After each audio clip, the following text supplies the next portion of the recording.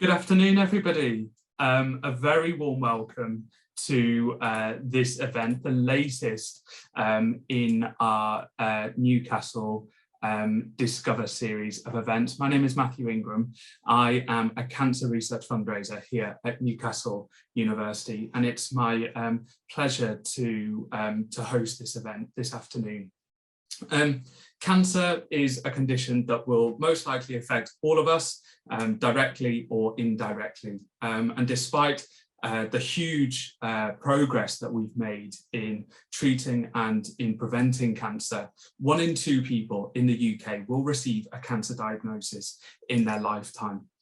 Worldwide, in 2020, cancer accounted for around 10 million deaths across the world. So that's about 1 in 6 deaths across the world in 2020. So it's a huge, huge issue that we need to tackle.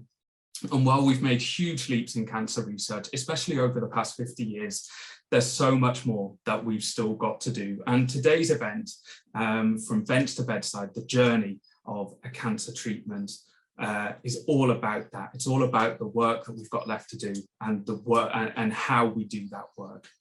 We're going to get an in-depth look today into how new cancer treatments move from an idea in a researcher's mind and becomes a real thing, giving people with cancer all over the world access to new treatment options and renewed hope. At Newcastle, we've been doing this for 40 years in 2022. It's been 40 years of cancer research at Newcastle. And to mark the occasion, we're organising events just like this one, celebrating all of our fantastic researchers and the work that they do, as well as the people that they help. And we're also fundraising to ensure that our work in cancer research can continue and grow over the next 40 years. So to find out more about our history and to donate to cancer research at Newcastle, you can scan the QR code on your screen now, or you can go to ncl.ac.uk/cancer/donate. It's now time to introduce our speaker for this afternoon, Professor Ruth Plummer. Over her career to date, Ruth has distinguished herself internationally as a leader in cancer research, and specifically in cancer research drug trialing, where she leads early clinical drug trials in people with cancer. Lots of Ruth's work involves leading on therapies for skin cancer, but with a portfolio of responsibilities, including acting as director of the Sir Bobby Robson Cancer Trials Research Centre, the lead for the Newcastle Experimental Cancer Medicine Centre, and the lead for the Cancer Research UK Newcastle Cancer Centre. Ruth has a huge breadth of experience across the whole field of cancer research and drug trialing. And Ruth was the first clinician in the world to sign a prescription for rucaparib, the cancer drug that started somewhere as an idea on a notebook or a whiteboard right here in Newcastle and has since gone on to treat thousands of patients across the world. So without further ado, I'd like to welcome Professor Ruth Plummer.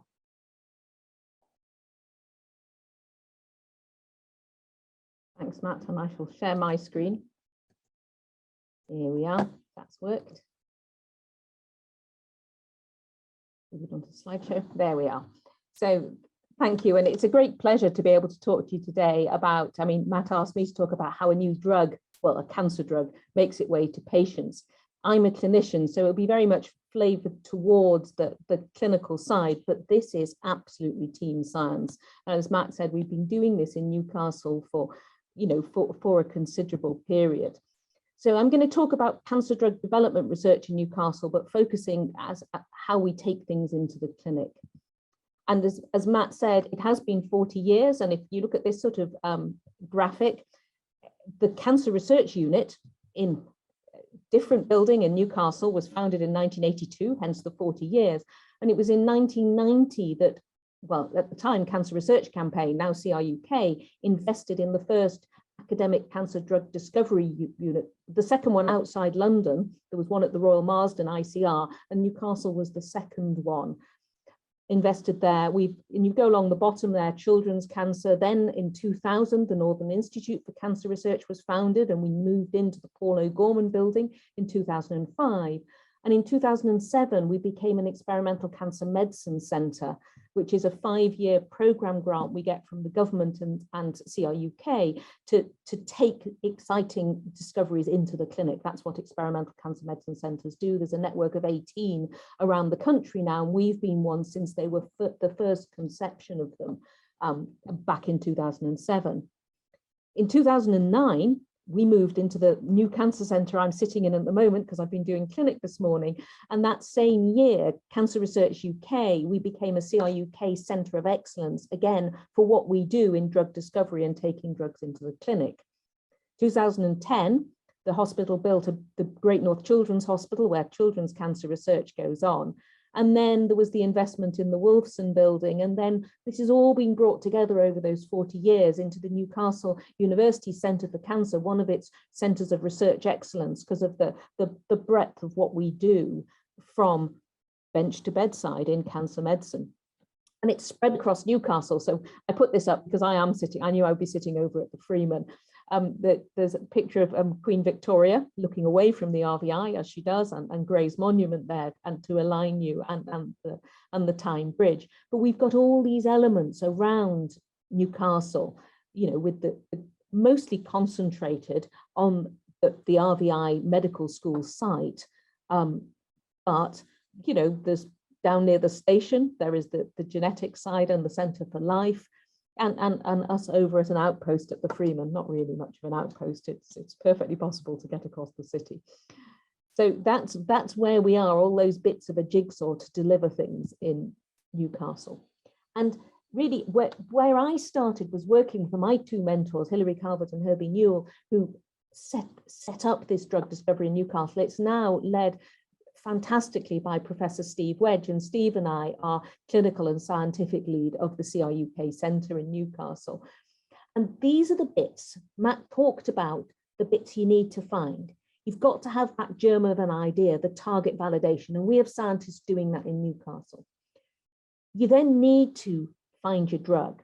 And in Newcastle, we have experts in you know, structural biology, doing structure-based drug design, and a really core collaboration with a company called Aztec Therapeutic based in Cambridge, who do this in a really cool way. We don't have outside, you can screen lots of compound collections. We don't own compound collections, Newcastle University, that's the bit we don't have. But in-house, we have the chemists to make the compounds, and then you need to do what's called hit to lead. Once you've got the hit, what might work, to a lead compound that might then go into the clinic, you need to do that pharmacology, prove it works as you think it does. And that's often done in test tubes, in cell lines. And then you need to optimize your lead, because as Roger Griffin, the original chemist who trained me, used to say, every good drug is always brick dust. You've got to be able to give a drug to a patient. It doesn't, even if it's a tablet, it still has to dissolve in a watery solution to get into a patient. So you need to do all of that work, and then you do the clinical evaluation. And at the bottom of this, you can see there's rucaparib or Rubraca and erdafitinib, Valversa, are the two drugs that have come out of that Newcastle stable and now are available. And I actually was talking to a lady this morning where we found the particular rare mutation or fusion that erdafitinib targets in a cancer we wouldn't expect to find it in. So it's off license. And I was talking to her about how we might get compassionate access, and more of that later on, the way we now can, the excitement of being able to profile patients and then match them to trials, which is really ramping up the speed of what we're able to do. But I said this is team science, and you need chemists, you need biologists, you need even more scientists. There they are outside the Paul building. And here is a slightly older picture, partly because it can't be in the last 2 years because none of us have got a mask on, and we still are mask wearing. If somebody comes in the room, I have to put mine back on. Those are the rules in the hospital to keep everybody safe, and particularly because we deal with vulnerable patients all the time. But that's my team over here on the Bobby Robson unit who take drugs into the clinic. So where do we find those new drugs? And I'm a cancer doctor, and something different in cancer medicine, because we actually use poisons. What you want to do to treat a cancer is you've got human cells that are growing out of control. They've changed, they've gone catastrophically wrong because they're out of control. But to treat them, it's not like trying to modulate blood pressure, where you want to alter, you know, the contractility in the wall of a blood vessel and change physiology. you actually just want the cells to die. So we use poisons, and we always have used poisons. And so a lot of them, like one of the first cancer drugs came from the periwinkle, the vinca alkaloids. We've got, there's a picture of the flowers, the flame of the forest in our yew hedge in the garden there, because there's two very potent cancer drugs that have been extracted from the yew trees. We all knew yew trees are poisonous. If you're a smart chemist, you can discover what that poison is and modify it safely to a drug.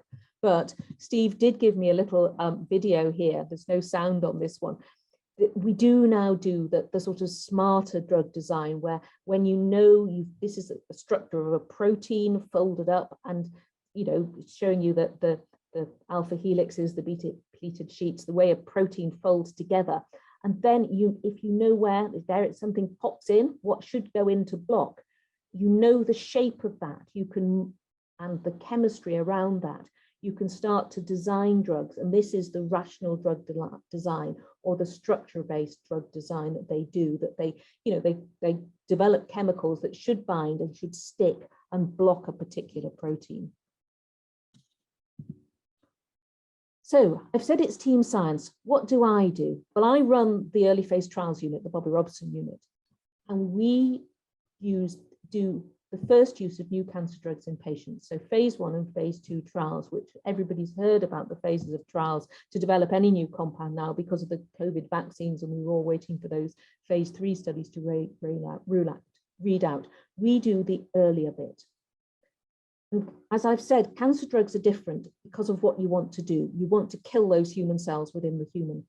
So for other disease areas, phase 1 studies, which look at assess dose and side effect, are done in healthy volunteers. And it's usually only at phase 2 that a patient would be offered a potential new drug. But cancer, because of how cancer patients work, it's very rare to ask a healthy volunteer to take some doses of a cancer drug. We tend to do our trials in cancer patients. And so it's specialized academic units in the major cancer centers around the world. We are one of the sort of top 5 most active in the UK here in Newcastle. And each individual trial is usually open at 2 or 3 units worldwide. So my safety calls this afternoon will be with the Royal Marsden, the Christie. I've had one already with the Beatson in Glasgow, the MD Anderson, Dana-Farber, those are the late in the afternoon ones. So a few of us will be working together to find the dose. But for me, this gives early access to, or we can offer early access to patients in the northeast or the north of England for potential new drugs. So as I've said, we've all heard about phase 1s, are dose and schedule, try and explore and understand the toxicity, but if you don't treat very many people, you won't have seen all the toxicity. A phase 2 study is looking for that signal that the drug works as it should, and then the phase 3 is the pre-registration one. And this morning, I was talking to patients who have had all the standard treatments for their cancer. They know their cancer is incurable, so they are prepared to they would like a phase 1 study. And that's why I'm in my office at the Freeman, because I've been doing clinic this morning. So this is what CRUK have just renewed us in a tough funding round as a CRUK centre, because fundraising has been very difficult for all charities over the pandemic, and we're just coming out of that. But they say what we do well is take drugs into the clinic, those early phase trials and clinical pharmacology, looking at those drug levels and, as I say, the drug discovery. That's what Newcastle does for CRUK. This is my catchment area. So some of my phone clinic now, we've been empowered to do it by telephone, and I've just been referred a lady from Whitehaven and said, well, why don't I ring her up and talk to her initially? Because if she's not interested in a trial, we don't need to bring her all the way over. But we get all the nice bits, as I always say, of England. So we go up to the Scottish border, and Middlesbrough refer up to us, and Carlisle refer across as other cancer centres. So that is the catchment area we have, with Leeds and the Christie below us, and Edinburgh, Glasgow above us as the other phase 1 centres. So when I'm speaking in London, I point out it's all the nice bits. But I was going to try and explain this in a story and tell you a bit about rucaparib, or Rubraca, which is the trade name. But to think of it as a story, it is a story that involves patients. And it was actually back in 2003, Matt said, I wrote the first prescription for the first PARP inhibitor ever to be given to a cancer patient. There are a lot of PARP inhibitors now, but rucaparib was the first one into the clinic. And it was in 2003, and I met Peter, who at the time was 43, painter and decorator. He had a teenage family, so very much, you know, you think this is getting very close to home in terms of the sort of patients who have run out of options. So he had no options. He had this inoperable tumor. You can see his scan outlined in yellow is the size of the tumor, which was starting to obstruct his bowel. So he was prepared to take a drug, which I told him we didn't know what dose to give. We didn't know what the side effects would be, and we didn't know if it was going to work. But his only other option was symptom control. And he said, well, he was interested and prepared to give it a go. So we gave him, he was the second person ever to get rucaparib, a PARP inhibitor. And what is PARP? PARP is a really cool enzyme that there are a number of PARPs, but the PARP targeted by rucaparib particularly is in the nucleus, and it signals there's been DNA damage. And where we started from with this is we've all got one PARP molecule per kilobase of our DNA, looking after that DNA, because naturally in our cells with the normal cellular process in the day, you get little nicks and damages to the DNA. And they're picked up by PARP, it binds to them, activates itself, because the binding act, and makes polymers of ADP ribose from NAD. So these are poly-ADP ribose polymerase, it makes polymers. And those are series, they're negatively charged. So you get two PARP molecules either side on a little nick in the DNA. It makes a polymer of negative charge, the two negatives repel, it flexes the DNA apart and tells other enzymes to come in and repair it. It takes a few minutes, it pops off, and it can do it again. So it was called a molecular nick sensor back in the 1990s when it was worked out what it did, because it's a recycled enzyme that's just looking after our DNA, protecting our genome, stopping there being damage. Now, where the nugget of an idea that Matt referred to happened here was Barbara Durkatz, who at the time was working down in Brighton with Sidney Schall, the two pictures there, but then moved up to Newcastle. And they discovered this reaction. And she thought, well, if I'm poisoning cells with a DNA damaging agent, and I can block a reaction that repairs DNA, can I make the cells, can I, get more bang for my buck? Can I make chemotherapy more effective or overcome resistance? And it was in 1980 that Barbara published this paper where it says in the final paragraph, this might be a way to make chemotherapy more effective. And that is where Hilary and Herbie started, with Bernard Golding and then Roger Griffin as the two chemists and Nicola Curtin as the key scientists. That's where they started. This was their first project. Could they actually do that? I've said PARP is a superfamily. We didn't know this when we started. There are now at least 17 members using these, but PARP 1 and 2 are in the nucleus, involved in DNA repair, and those are the two that they decided to target. And this really shows you that timeline. So there's the NAD I talked to you about with the ADP ribose bound to nicotinamide and the bond that undergoes cleavage. And I have to show this picture partly because it explains, starting with, if you look at, now I'm going to get it wrong, for me on the left-hand side of the picture, it may be left, can't remember if teams will have flipped that round. The 3-aminobenzamide Barbara used, it's a weak PARP inhibitor, but look at the shape of it in blue. It's very similar to that nicotinamide and goes back to my picture of things binding in. The first compounds were NU compounds for Newcastle University. And can you see how that bit's conserved? Because you can tweak it, but you want it to keep going into the pocket to bind and block the enzyme. And you can see that sequence and the time it took. And then we got clever chemists at Agaron Pharmaceuticals on board as well to take a drug into the clinic, and then the compound that we took into the clinic in 2003. And we were trying to make chemotherapy work better. And these are key experiments in it, either in cell lines or the ones with all the dots are human tumors growing in an animal and then being treated. And basically, you could, if you treat them with chemotherapy, it works a bit. If you give chemotherapy with a PARP inhibitor, it works much better. And the one down here, we were starting to see cures in animals. So these are cures of human tumors in mice with our treatment. And we went into the clinic to try and make chemotherapy work better. So we designed a trial, and this is the trial that Peter went on to, where this was the first time a PARP inhibitor had been given to a patient. So we said, well, we want to make chemotherapy work better.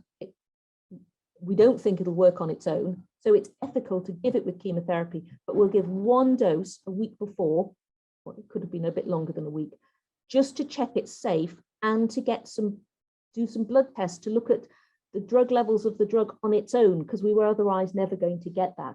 And then a week later, we started dosing with the temozolomide. And on any experimental trial that we ask a patient to go on, everybody gets drug, nobody gets placebo, and you get more than one cycle. And if you're benefiting after 2 cycles with another scan, you can keep having drug for however long it is right for you, even if the trial finishes. And that's the deal we always do when we're setting up with the study. We will continue providing drug for a patient who benefits on a phase 1 study. And I have some patients who have been on studies for tens of years because they got the right drug for their tumor, and the trial is still open for them, and that is the deal that we do. So we had designed an assay in the lab to show that we hit did this do what it said on the tin? And it did indeed. So we measured PARP enzyme in blood cells when the patient started, and then at the end of the infusion of the drug. And it was clear right at the beginning, we were dropping down the activity of the enzyme, but initially it recovered over 24 hours. But once we got the dose up, you stopped seeing that recovery. This is when we started dosing every day. By the end of a week, it was completely flattened. Some patients generously also allowed us to biopsy their tumors, and we were able, even at low doses, to show 80% inhibition of enzyme in the tumor. So the drug was getting in where we wanted it to as well. And as we went up through the doses, we got slightly better inhibition in the tumor as well, as you might expect. So we're getting more drug in. But what happened with Peter? Well, with the study, we discovered we were good dose that we set. This at the time was an intravenous preparation, and you dose that on the size of the patient, which is the funny dosing. We could combine that with chemotherapy. We knew we were inhibiting the enzyme we wanted to inhibit, and we were seeing a bit more toxicity from the chemotherapy because we were protecting the damage it caused in the bone marrow as well. So we were seeing a bit more toxicity. But what also happened is that Peter, who was on the first dose levels, his tumor shrunk. We still don't understand why, but he in the end had 20 cycles of treatment, and I was then getting worried about the amount of chemotherapy I was giving him, and he went and had the last bit of tumor resected, and he has just celebrated his 60th birthday, having gone on knowing he was likely to die. But what happened, that team science kept happening. In the background, Nicola was collaborating with Thomas Halliday in Sheffield. And at the same time, the Alan Ashworth and the Institute of Cancer Research and Steve Jackson at another company developing PARP inhibitors, but a wee bit behind Newcastle, had looked at, did these drugs work on their own? And they discovered they did if the tumor had lost the BRCA gene. And BRCA stands for breast and ovarian cancer, basically. Susceptibility gene is where the acronym comes from.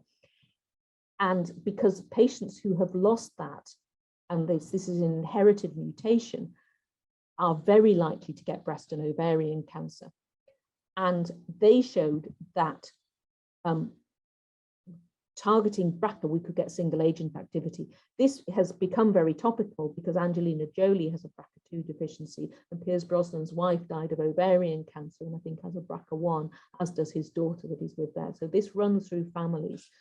But having had those 2 papers published back to back in Nature, within 6 weeks, we'd gone back to CRUK to say, we've got another idea for a trial. And they'd approved a trial in BRCA deficient breast and ovarian cancer. And this was a colleague of mine, Yvette Strew's PhD project, again funded by CRUK in Newcastle, showing that this worked. And again, the second patient we treated on this study responded. So it was clear that the science was right. And this is the cool science from Nicola and Thomas's paper, which we didn't expect. This is just the PARP inhibitor, no chemotherapy. And this in black is a normal cell line. If it's lost BRCA and you give it a PARP inhibitor, it just dies.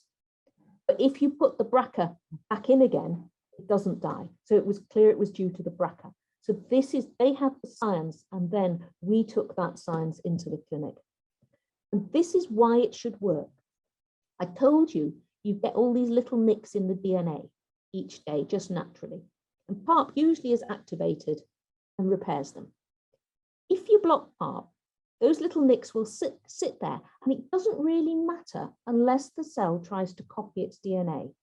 And cells copy their DNA when they need to divide and repair, or if they're an out of control tumor cell that's just growing. If you think of it like 2-ply wool, if you've got a little nick across one of the strands of DNA wrapped around each other, it won't matter until it tries to peel itself apart. And then that one nick will become a complete snap, which is called a DNA double-strand break. And there are double-strand break repair mechanisms, but BRCA sits in that.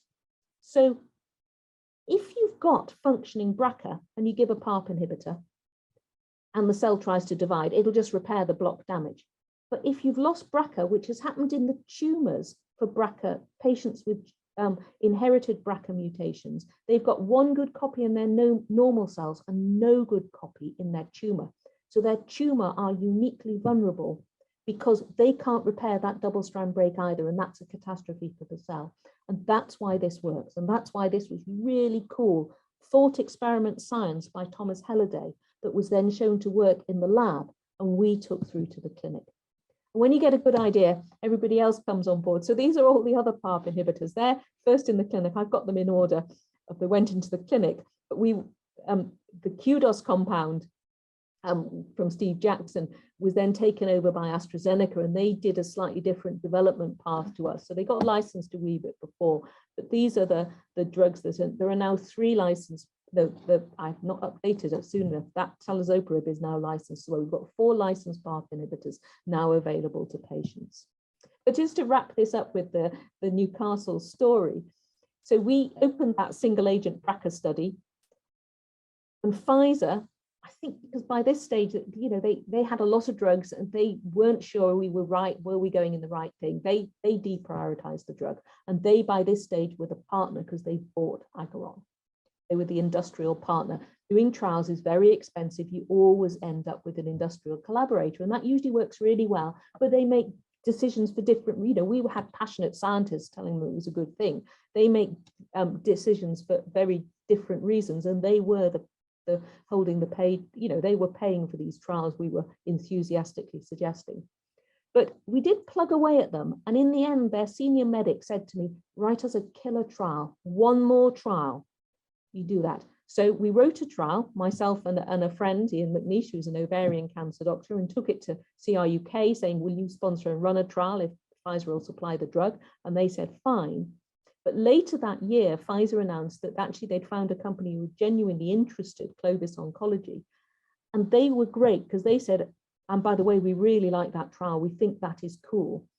And they took it on and were able to put much more. We were doing some academic science to try and understand who these drugs would work best in, but they put this in, and they also drove switching to us get us a tablet formulation, so it was easier to treat patients. And we had to do a new phase 1, but this is just the bottom line with the Ariel 2 study. So this is a waterfall plot, and oncologists love waterfall plots because what you do is you have a patient with tumor on board and you measure the diameter of all of their tumors, and you make that 0.0. So if they grow, then you go up, and if the tumor shrinks, you get a waterfall, and you want to see a waterfall. That's why we like waterfall plots. And this is a stunning one. This is the Ariel 2 data, and one patient on this study, the tumor grew. Everybody else's tumor shrunk, and we reported an 82% response rate because oncologists are inherently optimistic. So you can't say that's really a response. That might just be stable disease. So you have to shrink back. Your tumor has to shrink back at least 30% before we're allowed to say it's a response. And that's why it's quoted at 82%. So that's a waterfall plot.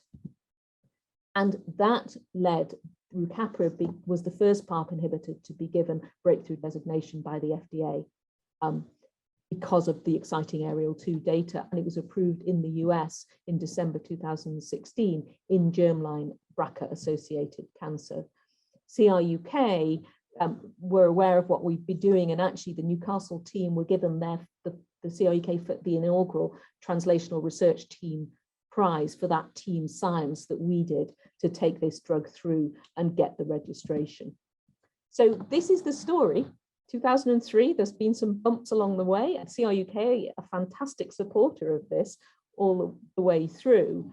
And as I say, the licensing in December 2016, and then the phase 3 study was strongly positive, and then rucaparib also went to the EMA for a license. And I was going to show you the phase 3 data just to show you the difference these drugs can make. This was in patients both with BRCA mutations in ovarian cancer, and also ovarian cancers where their DNA repair machinery looked damaged, as homologous recombination deficient, or as in it that there was another reason. It wasn't just BRCA, it was wider than BRCA, the sort of BRCA-like phenotype. And these are patients who'd responded to chemo but were likely to relapse. So they were randomized either to have the PARP inhibitor or a placebo tablet. And this is the headline data, in that the patients who got the placebo relapsed within 5 months, and the patients who got the rucaparib, it was over 2 years later. And this was, again, what drove the further licensing of rucaparib in ovarian cancer. So to finish with my story and wrap all this up, in February, we knew that the EMA were considering this data, and it was exciting. So the university and CRUK suggested we held a rucaparib celebration event, which was a public engagement event. We could do it face to face, and it was at the Great North Museum.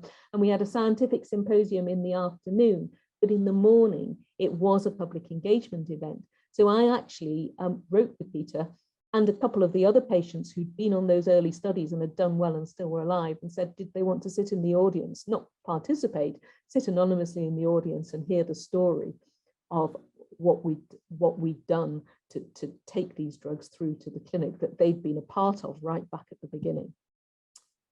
And then on my final 2 slides, I was going to tell you what's exciting and what's changing. And it goes back to the erdafitinib.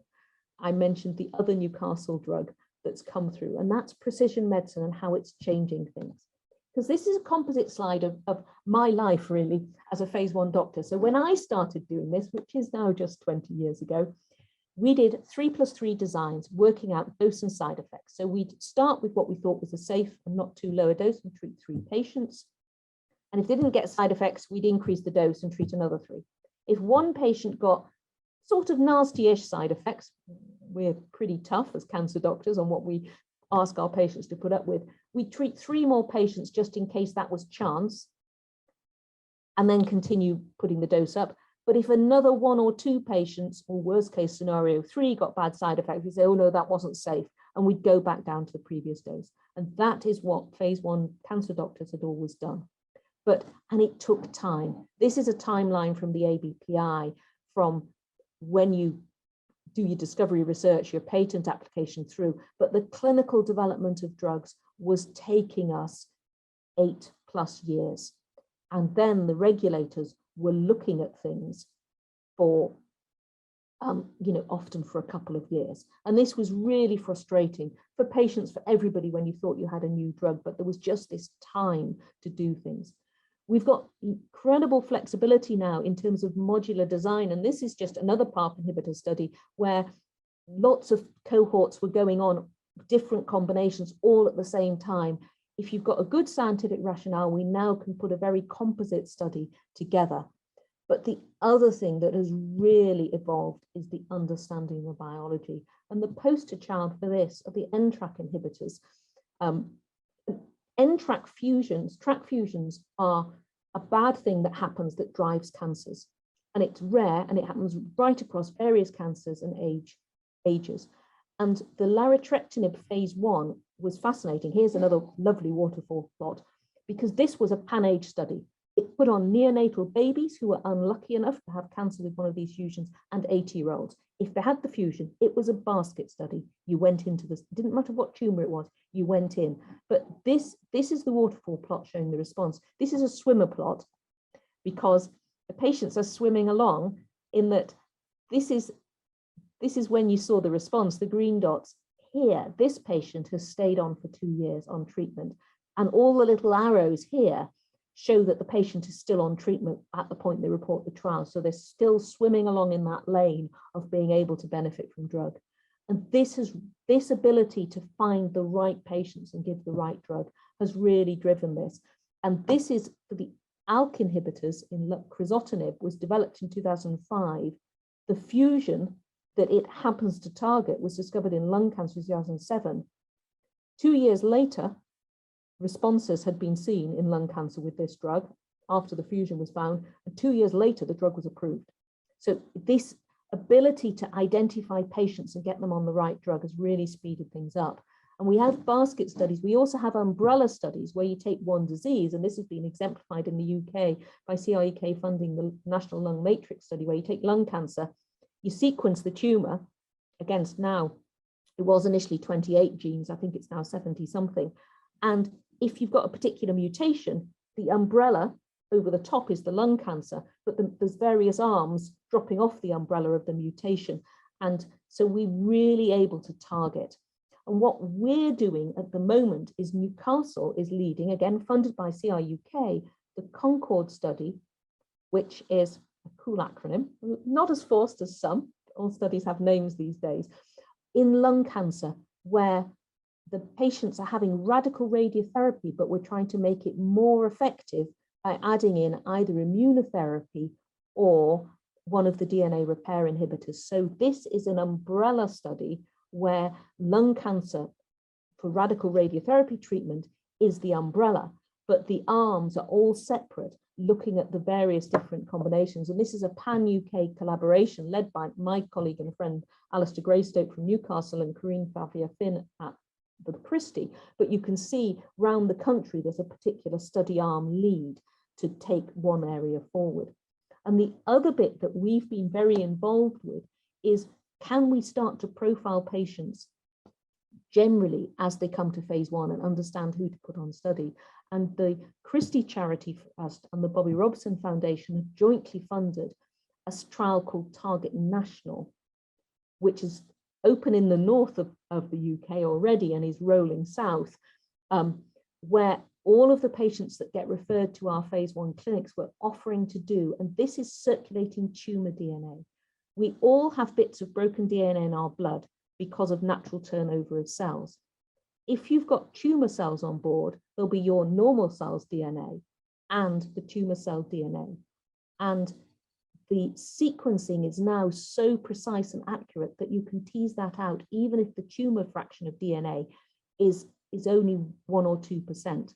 And this screens for, now, I think it's 360 potential mutations in tumor. So we take a blood sample from patient, and within 2 weeks, we get the answer back with a genetic profile. And it was from that I was talking to a lady this morning, because we found this rare fusion of FGFR3 that is we're trying to access erdafitinib for her. And it showed us what we were able to do. And what this is doing is we're being able to decouple the vision with Target National, is that you decouple the profiling and the study. So you don't just do it for a particular study. We're offering it to all patients.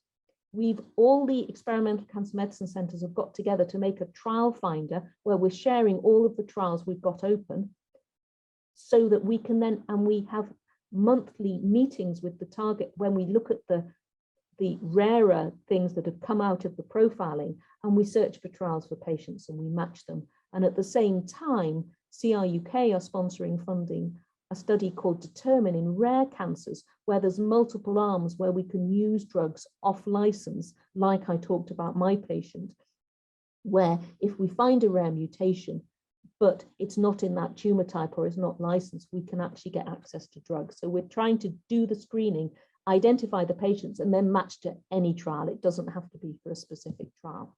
So that's that's where we're at. So this is very much, it's the bench almost at the bedside now in terms of how we're doing things. So I was going to wrap up there, thank the huge team, but most importantly, patients and the research nurses who keep us all right and make sure that we remember that although the science is cool and exciting, the patient is absolutely at the heart of what we do.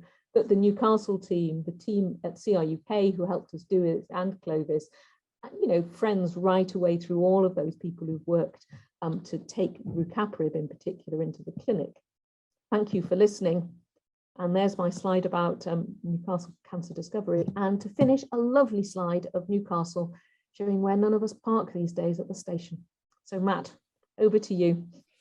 Excellent. Ruth, thank you so much for that. That was hugely inspiring, actually. I feel hugely inspired right now. And I hope that everybody on the call feels similarly inspired as well. If you do have any questions for Ruth this afternoon, do pop them in the Q&A and we will come back to them. We will come to them as soon as we can. We've got a few questions to get us started. And I think you might have touched on this a little bit towards the end of your talk. But somebody in the Q&A is asking around kind of alternatives to chemotherapy and surgery if there's a recurrence of cancer. So we know that surgery and chemotherapy are kind of the first port of calls for treating cancer at the moment. This person is wondering about alternative ways of treating cancer beyond that. And I think, is that kind of what you're talking about with the molecular kind of precision medicine kind of stuff? And I think we have to be fair to the surgeons. If your cancer is detected early, a surgeon will cure you. It is really tough for your oncologist to cure you because we're using drugs and you've got a ball of cells you can see, which has got billions of cells. And to cure somebody, if you don't cut that out, you have to kill every last cell. So the surgeons absolutely have a huge part to play, and early detection and surgery cures more patients than we certainly do. I don't like the cure word because as an oncologist, it's a really big promise to make that you know the cancer's never coming back, because that's not been our experience. We may be getting there with the immunotherapy. It is sort of right. Chemotherapy is really important. It's, you know, it's what's transformed testicular cancer in young men. It's transformed childhood cancers, giving them a 70% cure rate. So it is those poisons. If you've got out of control cells and you can poison them effectively, that's a really good way to treat a cancer. But we're using more and more targeted treatments when we know there's an actionable mutation, something that's gone wrong, and you wouldn't necessarily go to chemotherapy first. So I treat melanoma and we would use a BRAF, we wouldn't use chemotherapy, it doesn't work particularly well. We'd use a BRAF inhibitor or a MEK inhibitor in the right patients now as our first line.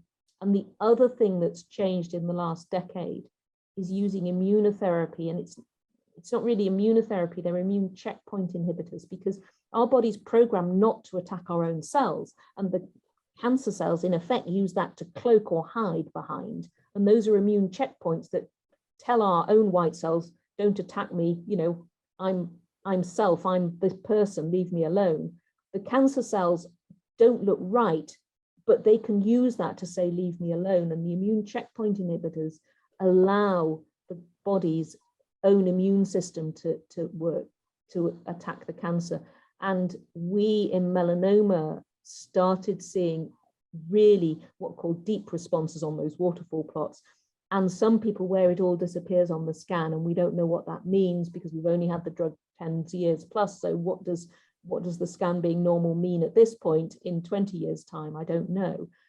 But so we have now got more ways of treating cancer, and we mustn't forget radiotherapy. Half of cancer patients get radiotherapy, and again, some cancers are really radiation sensitive. That's a really good treatment as well. So we've got more treatments.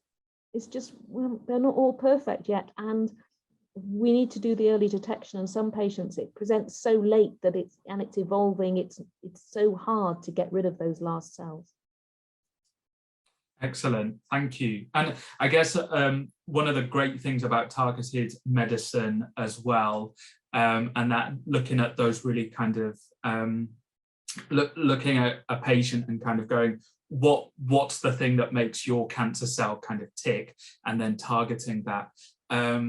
I guess that has an impact on side effects as well, where traditional kind of chemotherapies target all cells. The hope with those really precise medicines is that they just target the cancer cells and hopefully lead to less side effects for patients. That's right, and that is mostly true. I mean, chemotherapy is a bit of a blunderbuss. It's just going to attack all the dividing cells. It's just that the cancer cells are a bit vulnerable because they're so out of control.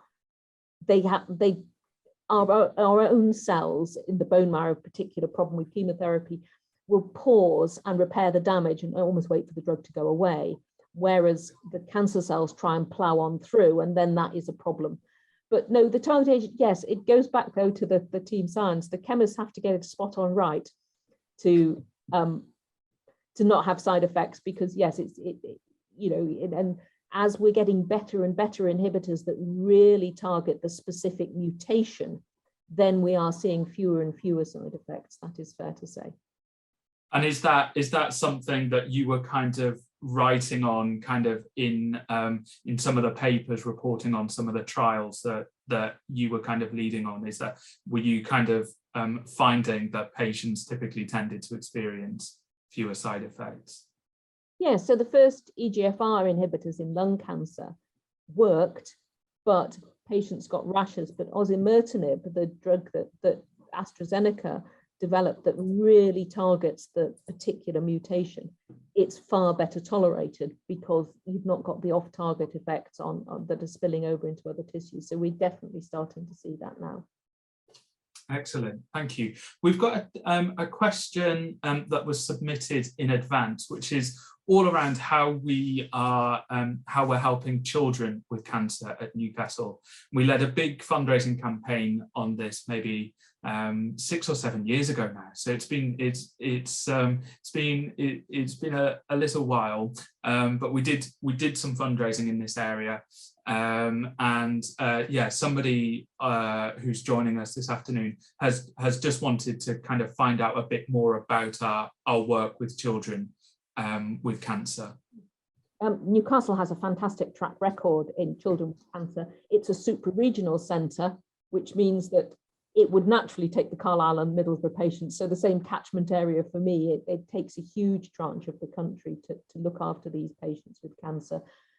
As I said, they do actually do better than the adults in general, but there's still the tragic cases. But Newcastle University as well, in terms of its research, it's defined, international guidelines for treating and being able to reduce toxic treatment in medulloblastoma, for example. My colleague who works closely with me in the ECMC, Professor Gareth Veal, nationally does all the drug levels for children on academic cancer trials, and has developed out of that the National Therapeutic Drug Monitoring. So the really tiny children where it's difficult to dose even with conventional drugs because they're so little, they run almost an overnight service where the patients are given a dose of the cancer drug, and then samples come up to Newcastle and they tell them how much to top up by the next day to get the right dose in. So there's huge strength in pediatric cancer research. But the other bit that we're completely unique in Newcastle, and that's because of the support we get from the trust, who are great about supporting research, and want it embedded in patient care, is that we're the only place in the country that can open up across the age range. So I think we've got 6 studies at the moment where either we're the lead part of the site, and Quentin, who runs the pediatric research team, is the sub-investigator, or it's the other way around, and then we can set up as one site. We don't have to do two lots of paperwork. And so if he gets a patient with a mutation, he can treat them, but on the back of my agreement with the trust. So we do this sort of pan age treatment. And to be honest, if I forget, I get reminded. We had a study recently we were opening up, and it goes down to the age of 12 because of the particular mutations. And it was the pharmacist said, by the way, have you talked to pediatrics? Because you need to open them as well. So, it's very much embedded in the fact that we can do this to give everybody possible access to the right drugs of the patients we look after.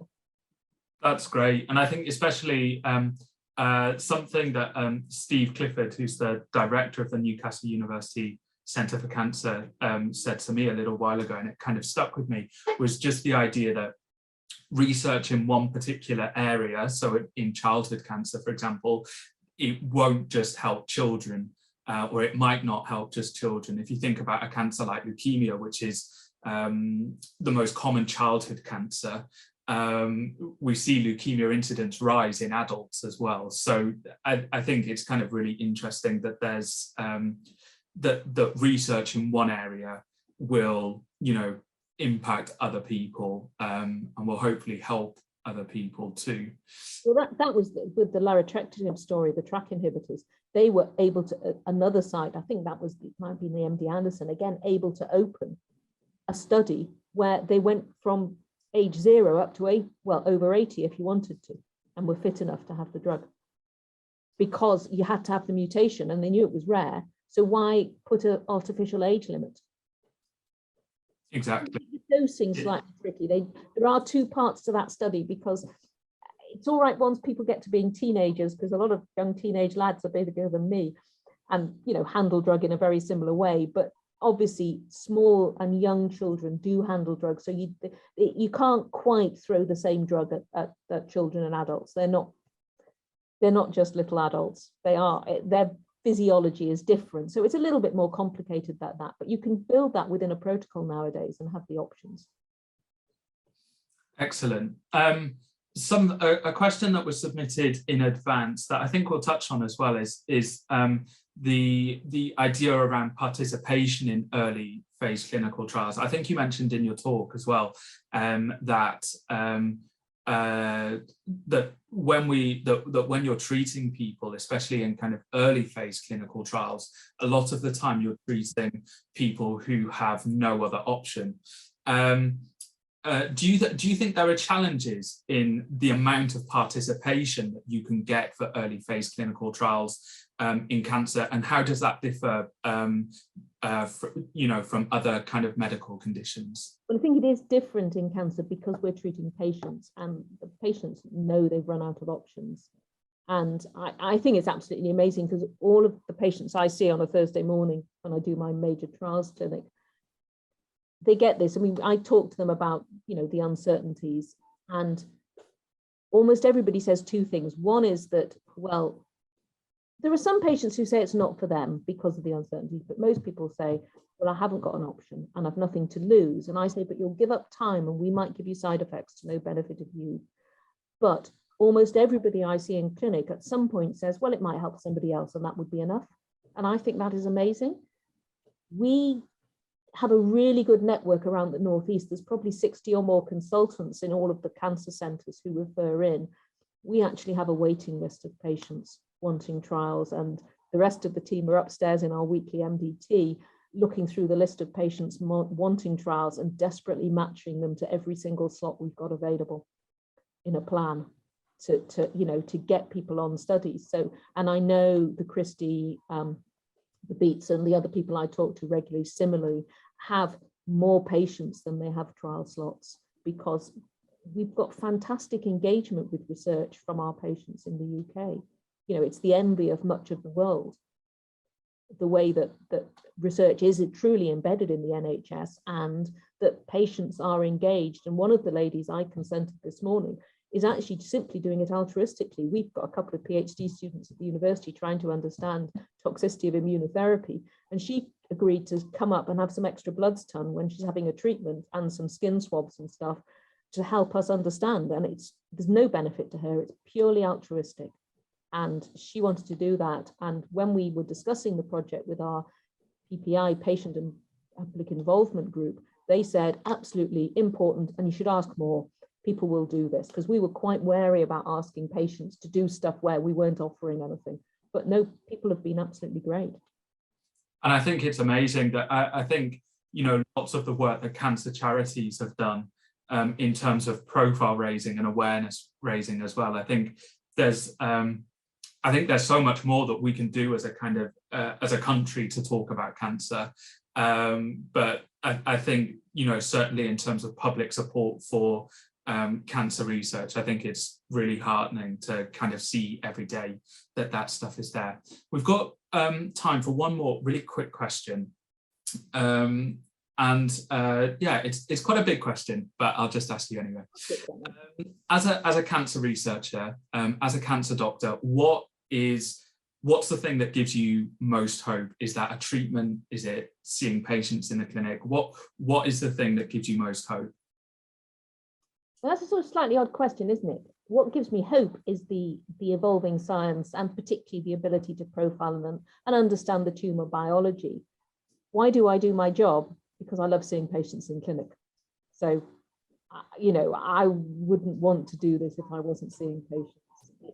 And when people ask me, what are you proud of? Or, you know, it isn't the fact that, I mean, it's great that rucaparib is licensed, but actually it's those stories like Peter's and the lady who, I was checking her bloods last night, who wanted to see her kids through primary school and we got her on the right trial with a different PARP inhibitor. And it's, you know, it's 10, 12 years and they're going to get through secondary school as well. And it's that makes me proud and gives me real hope. Wow. Thank you. Thank you so much for your time, Ruth. Thank you everyone for submitting questions and engaging with us this afternoon too. I hope you've really enjoyed this event. It's certainly given me a kind of really valuable insight into the work that we do here at Newcastle.